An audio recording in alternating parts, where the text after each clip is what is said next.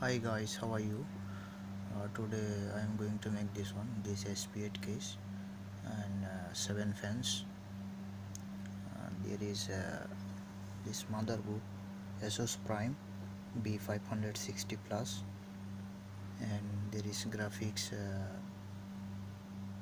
MSI 8GB RTX 3070 Ti, Ventos 3X, and 3 fans. You can see fans, there is 3 fans, and this i7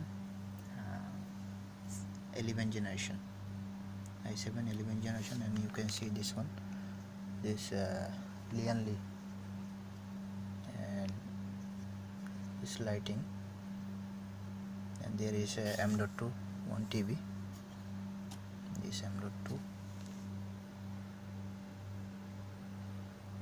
this is the PC, this is the cooler Silverstone, and this is the Corsair RAM 8GB 8GB. So when it will be ready, then I will upload full video. So just let me finish my work. Thank you so much for watching.